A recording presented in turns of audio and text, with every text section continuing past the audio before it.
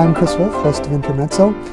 This week we are exploring the piano work of the great Italian pianist Maurizio Pollini, born in 1942. And I guess the reason why I picked Pollini is because he's not a showman, but he is a great technician, and he's not afraid to explore the piano literature. He's recorded everything from Bach, Mozart, Schubert to Pierre Boulez, Stravinsky, and Anton Webern, and he's proficient in all areas, in all these different areas.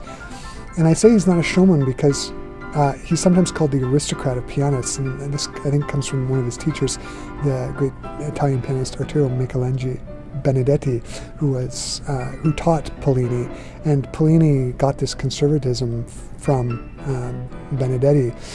And when you watch him play, he's not a showman for the sake of being a showman. He plays all the right notes and he plays all the right rhythms, but he doesn't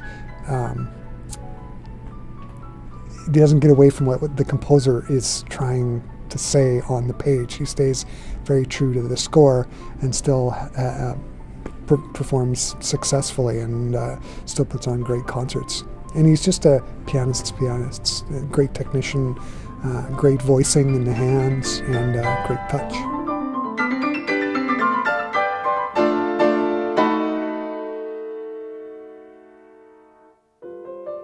For me, it's just his precision and his work ethic. He's an infamous hard worker.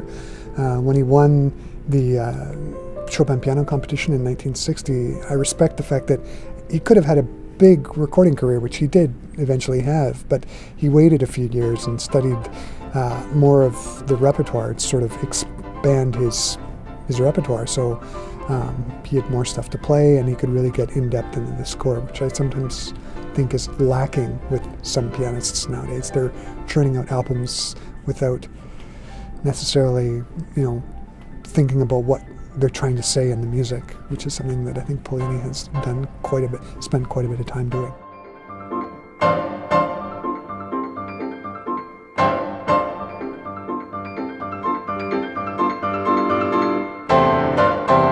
The first recording I bought of his was and it's a sort of a benchmark Deutsche Grammophon recording where he does Prokofiev's 7 Piano Sonata No. 7 and musical excerpts from Petrushka, Stravinsky's Petrushka arranged for piano, as well as Webern Piano Sonata. It's a legendary recording, and with all that 20th century literature, it just captivated me when I was 19 when I first heard him. Yeah, I've been a fan ever since.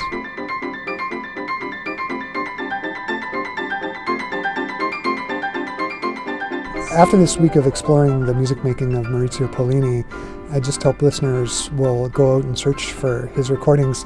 And he's sort of a victim of what's going on with the record industry nowadays.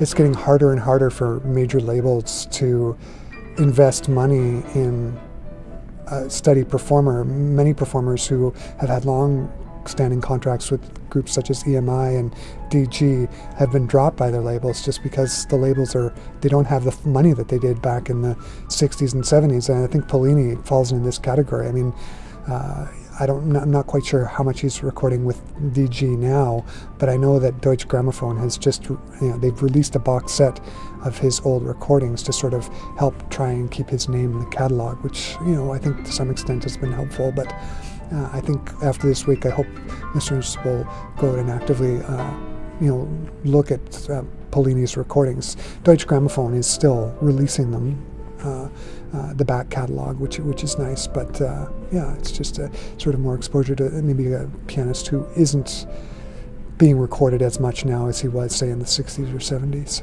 Yeah.